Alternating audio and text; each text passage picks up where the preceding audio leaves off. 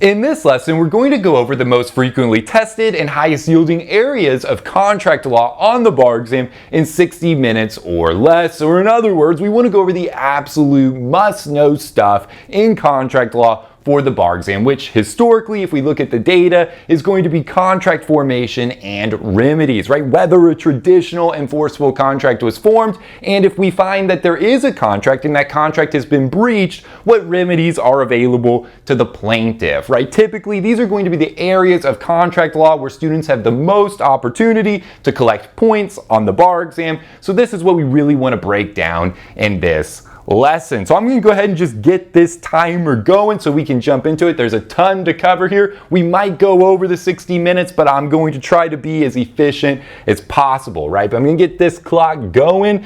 So ready, set, go.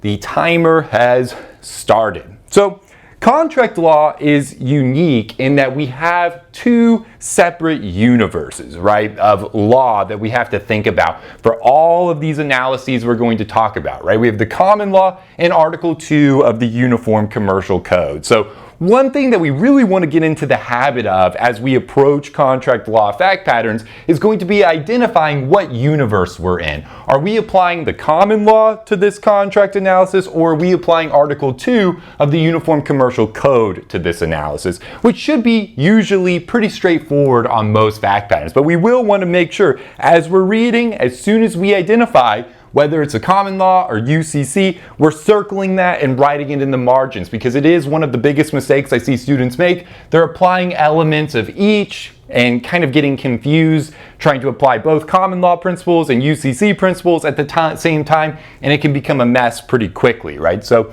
we really want to establish whether we're applying the common law or UCC, right? And for each indivisible contract, right, it's important to note that we're never applying both at the same time, right? It's all or nothing. It's one or the other, right? We're in one universe or the other for each indivisible contract, right? The only real exception would be a situation where we have a contract that is divisible, that we can break up into separate mini contracts, but it's very rare that you would see that. Usually we're dealing with a single indivisible contract, and we want to decide, okay, is this contract governed by the common law or Article 2 of the Uniform Commercial Code? The way we figure this out is that if the contract deals with services or real estate, we say the common law applies. If the contract deals with the purchase or sale of goods, we say Article 2 of the Uniform Commercial Code, or UCC, applies. Right, so what happens if we have a contract that's mixed, right? It has elements of both goods and services. We use the predominant purpose test, right? What is the predominant purpose of this contract? Is it more about goods, or is it more about services or real estate? If the predominant purpose is really about the purchase and sale of goods, we're applying UCC. If the predominant purpose of the contract is more about services or real estate, right, we're going to apply the common law. Okay, so we do a couple quick examples here. Say that you enter into an agreement to hire somebody to repair your TV, right? You're going to hire a repairman. You're going to pay a repairman to come and fix your TV. Is that contract governed by the common law or UCC, right? Well, that's a service-based contract, right? You're hiring a repairman to come and physically repair your TV. That's a service contract. We're applying common law principles to that analysis, right? What if we have an agreement where someone's entering into a purchase agreement of 1,000 dry erase markers, right? A party wants to purchase 1,000 dry erase markers from a seller. Is that contract going to be governed by the common law or UCC? Well, that's a purchase or sale of goods. We're applying UCC, okay? See, very straightforward, and most fact patterns are that obvious. But what happens if we have a mixed contract? Say you're going to hire a painter to paint a portrait of yourself, right? Well, ultimately, technically, you are purchasing a good, right? A painting is a good. Once that project's completed, you're paying money to receive a good, right? A painting is, by definition, under Article 2, a good. But what's the predominant purpose of that contract? If you're going to go hire an artist, a professional painter, to come and create this portrait of you, use their skills as an artist and as a painter to make this rendition, put the time into it, right? The predominant purpose of that contract is about the skill involved, the service involved in creating this product for you. It's not just a purchase of a good, right? You're not just going to the store to just pick up some painting off the shelf and buy it, right? You actually are hiring this person because they have expertise in this service of painting, right? So the predominant purpose there, we would say, even though it is the purchase of a good, the predominant purpose of that contract is really about the service of having somebody paint you. So we're going to say it's governed by the common law. Okay, so very important to remember, this is something we always do. Every time we approach a contract law fact pattern, step one of the first things we should always do is be identifying, are we applying common law or UCC? And we need to understand that we're not applying both. Unless we can literally break that contract into separate mini contracts, right? Where we can take the goods aspect of the contract and the services aspect of the contract and separate them into two different contracts, which would be extremely rare, right? Then we're applying one or the other. We're not applying elements of both, right? And it's something that we always want to identify, right? So is this common law? Is this UCC? As you read, you should just immediately just circle and write in the margins, oh, UCC or CL for common law. It's just something you want to be in the habit of doing really quick every time you see a fact pattern.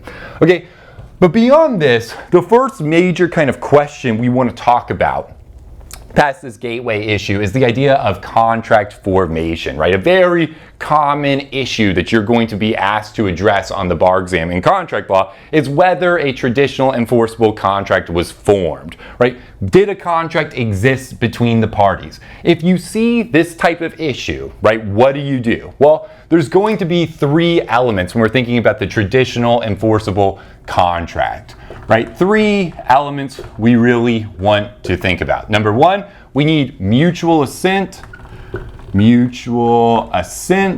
between the parties, right? Which really just means that we have an offer and an acceptance.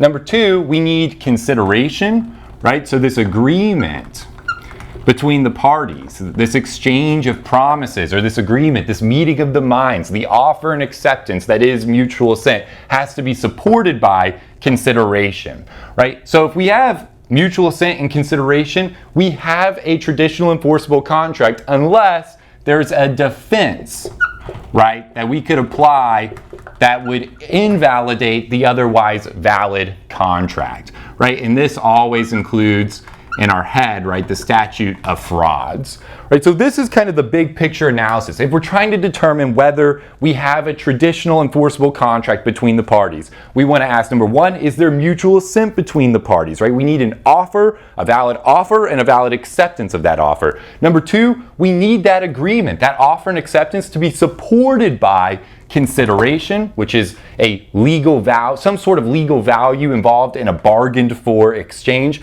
And finally, we need to make sure, once we establish, okay, we have offer, acceptance, and consideration, we need to double check and make sure that there's no defenses that exist that could invalidate the otherwise valid contract. Here we're always also thinking about the statute of frauds, which we'll talk about as we progress through this video, but we can start with this first element of contract formation, which is mutual assent, right? Remember, to have mutual assent, we say mutual assent is just a meeting of the minds, right? We have to have this mutual understanding between the parties in order to form a traditional enforceable contract. Well, how do we establish whether we have this meeting of the minds? We need a valid offer and a valid acceptance of that offer. So let's break down the offer first, right? The offer, really, you want to think about three elements to determine whether you have a formation of a valid offer, right? So we can say, let's write these up real quick. To form the offeror must manifest an objective, right? We need objective willingness to enter the agreement. We need power of acceptance, right? I'm just going to write these up real quick for us. Power of acceptance. And number three, we need the offeror to specify all necessary terms of the deal, right? So again, the offeror must manifest an objective willingness to enter into the agreement. The offeror must confer a power of acceptance to a specific offeree, and the offeror must specify all the necessary terms of the deal. If all three of these are satisfied, we're going to have a valid offer. So what do I mean by manifesting objective willingness to enter into the agreement? Well, let's say I look at you and say, I'll sell you this dry erase marker for $5, right? Look right at you and say, I'll sell you this dry erase marker for $5. Well, am I objectively manifesting willingness to enter into an agreement with you? Yes, right? Based on my outward actions and appearances and words that I'm using, I'm clearly manifesting a willingness to enter into the agreement, right? By saying, look, I'll sell you this dry erase marker for $5, right? I'm clearly willing to enter into an agreement with you to sell my dry erase marker for $5, right? So we have objective willingness. The key word and what we really want to think about with this first element is the idea of objective, right? We'll see the offer and the acceptance are both governed by an objective test, which means outward words and actions are determinative, not subjective hidden intentions. So if I looked at you and with my fingers crossed behind my back said something like, I'll sell you this dry erase marker for $5. But in my head, I'm playing a practical joke. I have no real intent to sell you this dry erase marker. My fingers are crossed behind my back. Well, objectively, am I manifesting willingness to enter into the agreement, right? If outwardly, there's no way a person could tell that I have this subjective hidden intent that I'm really playing a practical joke. I have no real intention to sell you this dry erase marker. My fingers are crossed behind my back, right? All of that stuff, whatever's going on in the offeror's head, those subjective hidden intentions, we don't care about. It's based on the outward words and actions, the appearances, the words and actions that the offeror is using. Is it objectively a manifestation of willingness to enter into the agreement, right? Lots of times in the bar exam, you'll see this idea of the practical joke on both terms of the offer and acceptance. Someone doesn't really intend to enter into the agreement, but they're objectively manifesting willingness to enter into the agreement, right? We don't care about what their subjective hidden intentions are, right? As long as their outward words and actions show a willingness to enter into the agreement, this first element is satisfied. We don't care about subjective hidden intentions, right? The second element is all about the power of acceptance, right? So we say, number one, the offeror must manifest an objective willingness to enter into the agreement. Number two, the offeror must create a power of acceptance in a specific offeree, right? Most of the time. We'll see there's kind of one exception. So power of acceptance basically just means that the other side can simply say, I accept, and know that they've concluded the deal. So if I look at you and say, I'll sell you this dry erase marker for $5, can you simply say, I accept, and know that you've concluded the deal? Sure, right? I am conferring a power of acceptance in a specific offeree when I look right at you and say, I'll sell you this dry erase marker for $5. All you have to do is say, I accept, and you've concluded the deal, right? That's how we know that second element is satisfied. So what are ways that the second element couldn't be satisfied? Well, the big one that you see tested are ads, right? Advertisements. Imagine you're watching an advertisement on TV, right? And you see some sort of offer, right? A car is being sold for $10,000. You see one of these commercials on TV. As you're sitting in your living room, can you look at the TV and say, oh, I accept, and know that you've concluded the deal? No, right? That advertisement is not conferring a power of acceptance to any specific offeree. Just because you've seen an ad on TV, you can't just look up in your living room or at the TV and be like, oh, I accept, and know that you've concluded the deal. You don't hold a power of acceptance, right? Ads typically don't confer a specific power of acceptance to the other side. That's why we say advertisements are usually considered invitations to deal, not actual offers for contract purposes. Now, if an advertisement was so specific that it left nothing open to negotiation, right, it could be considered an advertisement, but that would be very limited, very rare, right?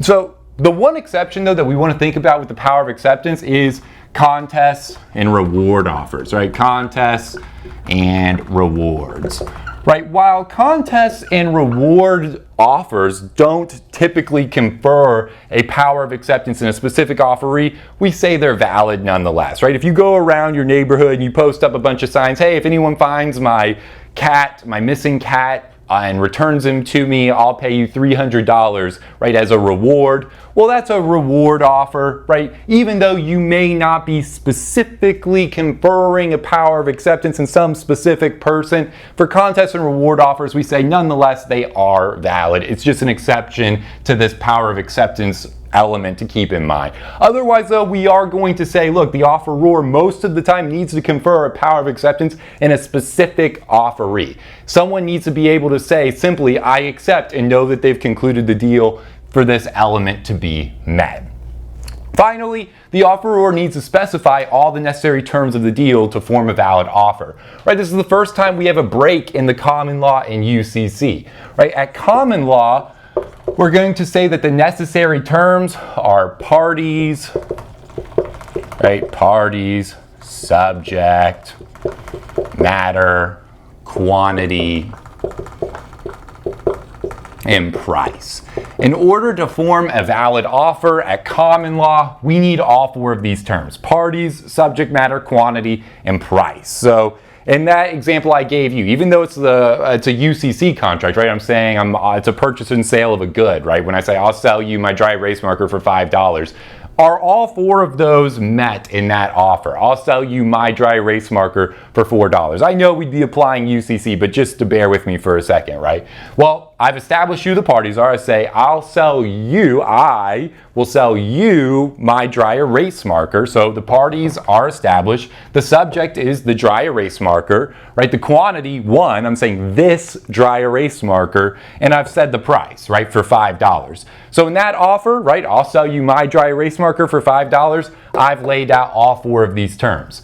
Interestingly, right, under the UCC, we'll learn too as we kind of go through this, the UCC is more forgiving. It's more willing to plug the gaps than the common laws. There can be a lot of terms, different things missing in a UCC contract, right, purchase or sale of goods, and Article 2 will actually come in with gap fillers and plug the gaps in the contract. So under the UCC, we don't need the price term. It's just parties, subject, and quantity, right, is generally what we say is going to be required, right? If we have parties, subject, and quantity, but no price term, that's fine. The UCC can actually plug in a price term. It has a formula that can be used to plug that in, right? You don't need to know what the formula is for the bar exam. You just need to know that the three terms that are generally going to be required are parties, subject, and quantity. But very, very notably, you don't have to have a price term to form a valid offer under Article 2 of the UCC because there's a gap filler, right? If a price term is missing, the UCC can plug that gap,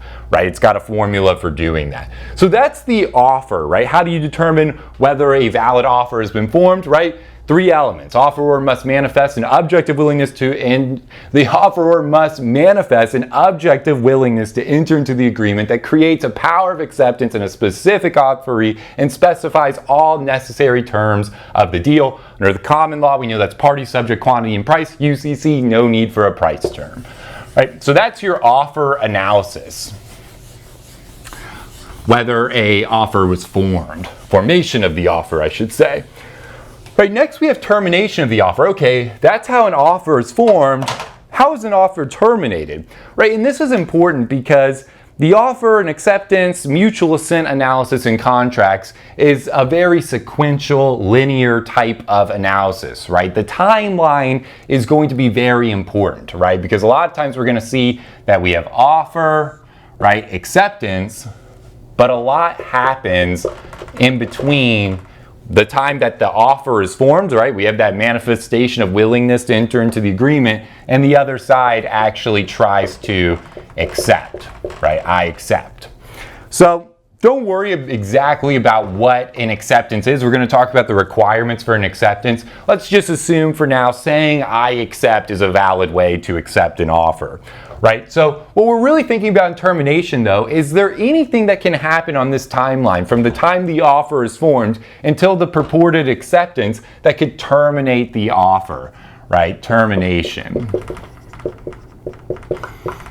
Because basically, once an offer has been terminated, it's dead forever, right? It cannot be revived or accepted unless a new offer is formed. But our rule is offers, once they're terminated, they're dead forever. You can't bring those back from the dead and try to accept them. Once an offer is dead, it cannot be revived unless a new offer is formed, right? So this is why it's really important to look out for events that could terminate an offer in our timeline before acceptance. Because if we have termination of the offer before acceptance, then the acceptance is invalid. We do not have mutual assent between the parties.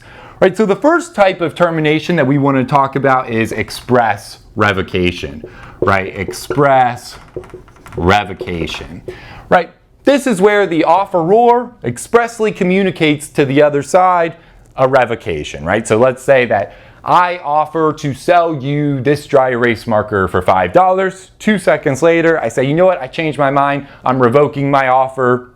You can't buy it for $5. And then 2 seconds later, you say, I accept your offer, right? As long as my revocation was expressly communicated to you, right, you're not going to be able to accept that offer. Once you received my express revocation, right, that offer was terminated. It's dead forever. You can't accept it. So I offer to sell you my dry erase marker for $5. 2 seconds later, I say, I changed my mind.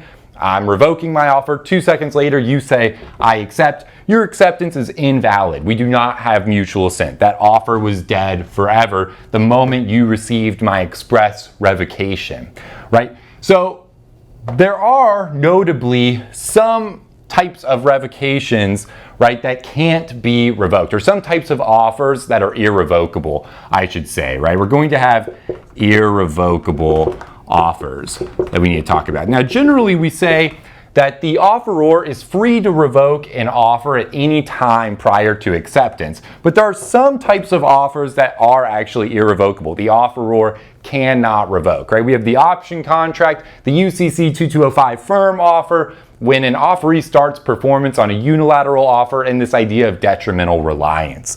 But the big ones are going to be the option contract and the firm offer and unilateral offers, right? So an option contract is where you are actually paying additional consideration to hold an offer open. So I say to you, I will sell you this dry erase marker for $5, and if you pay me an additional $1 today, I'll hold this offer open for you for another week, right? That's an option contract. If you pay me that dollar, right, to hold the offer open, I then can't revoke the offer the next day, right? You've paid me money to hold the offer open, right? That additional consideration is giving you the option to purchase at a later date, right? That's what we call it, an option contract. Obviously, offeror cannot revoke an option contract. UCC 2205 firm offer allows merchants, right? A merchant is a person who ordinarily deals in the goods involved in the contract, right? So UCC 2205 allows offerors who are merchants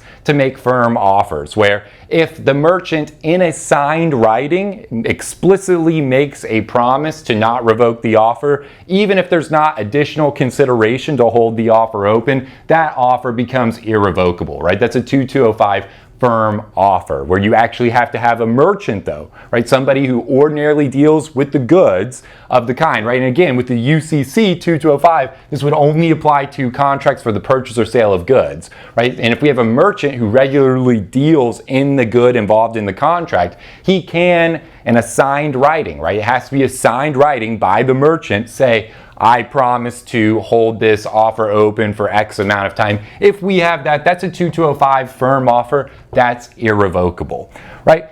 Also important to recognize that if an offeree starts performance on a unilateral offer, it makes the offer irrevocable, right? So it is important to recognize the distinction between bilateral and unilateral offers, right? Most offers, our default offer is bilateral. If I just say to you, I'll sell you this dry erase marker for $5, that's a bilateral offer. I haven't requested acceptance by any specific performance. However, if I add some term to the deal that requires acceptance by any specific performance, we call that a unilateral offer. Classically, this would be contest and reward offers. Say I tell you, I will pay you $300 when you find my missing cat and return it to me, right? Can you simply say, I accept and conclude that deal? No, right? I am requesting acceptance by specific performance. I'm saying, hey, to accept this offer, you actually have to go out, find my missing cat, and return it to me, right? So you don't accept that offer until you go out and find the cat and return it to me, right? That's the nature of unilateral offers. But interestingly, once you start performance, once an offeree begins performance on a unilateral offer, we do say that that offer becomes irrevocable. So the second that you go out with your search party and start looking for the cat, you got your flashlights out, you're looking in bushes for the missing cat, the offer will become irrevocable at that point. So those are your main irrevocable offers. Otherwise, right, we say express revocation, right? Offeror is free to revoke at any time prior to acceptance unless, right, we have an irrevocable offer. Next, we have the constructive revocation, right? This is where the offeree learns that the offeror has taken an action absolutely inconsistent with the ability to contract, right? Classically, this would be, I offer to sell you this dry erase marker for $5. You say, let me think about it. The next day you learn that I've sold the dry erase marker to somebody else. I've taken an action absolutely inconsistent with the ability to continue contracting with you, right? That's a constructive revocation. When you learn that I've taken that action that's inconsistent with the ability to continue contracting, right? Like I've sold the good you were offered to somebody else, we say that's a constructive revocation. Also, right, we just have rejections, right? The offeree can reject the offer. So if I offer to sell you this dry erase marker for $5 and the offeree says, I reject your offer, and then 2 seconds later says, I changed my mind, I accept your offer. Is the acceptance valid? No, right? The offer was terminated before acceptance. Once an offer is terminated, it's dead forever, it cannot be revived. So again, if I offer to sell you this dry erase marker for $5, you say, I reject your offer. 2 seconds later, you say, I changed my mind, I accept. There is not mutual assent, right? The offer was terminated forever upon your rejection. Remember, the rejection becomes valid upon the communication to me. So I have to receive that rejection for it to become valid, right? If you went into the bathroom and whispered to yourself, I reject that offer, right? That's not going to actually reject the offer. It has to be expressly communicated back to the other side. Next, we have the counter offer, right? This one's interesting. The counter offer, right? If the offeree makes a counter offer, it actually has the effect of terminating the original offer and creating a new offer. So if the offeree, if I say to you, I'll sell you my dry erase marker for $5, and you say it's a deal on the condition that you lower the price to $4, you terminated the original offer and have now created a new offer for $4. So if I say I'll sell you this dry erase marker for $5 and you say it's a deal on the condition that you lower the price to $4, and I say no, and then 2 seconds later you say, you know what, I actually accept your original offer for $5. Doesn't matter, right? That offer is dead forever. You can't bring it back unless a new offer is formed, right? So counteroffer has the effect of terminating the original offer and creating a new offer, right? Next, we have reasonable amount of time, right? Time passing, right? If a reasonable amount of time passes from the time the offer is made until acceptance, that can terminate the offer. If the offeror dies, right, death or incapacity, right, if the offeror dies or becomes incapacitated before the acceptance, right, that could terminate the offer. Important to recognize if that happens after acceptance, right, this is a misconception. That doesn't invalidate the contract. If you have a valid traditional enforceable contract and then one party to that contract dies later, it doesn't just void the contract. What we're talking about here is where an offer is formed before the acceptance happens, the offeror dies or becomes incapacitated. That's a way that an offer could be terminated. Finally, you have operation of law. This would be where the subject matter of the offer becomes illegal or is destroyed, right? I offer to sell you this dry erase marker for $5. 10 seconds later, I accidentally light the thing on fire and it's destroyed, right? In that case, the offer will be terminated, okay? So that's termination of the offer and irrevocable offers. You just want to look out for this timeline of offer to acceptance, right? So if that's the timeline though, and things to kind of look out for, how do we actually know that an acceptance is valid? When can you say I accept? When do you have to perform to accept, right? Thank you so much for watching this video preview of our Bar Blitz video series. If you would like to see the conclusion of this video and gain full access to our entire Bar Blitz video library, which includes coverage of the most frequently tested and highest yielding areas of law in each bar exam subject, we invite you to head over to our website and join the thousands of law students who have already enrolled in Studicata Bar Review. To get started with your no-risk free trial today, simply click the link in the description box below or visit www.studicata.com.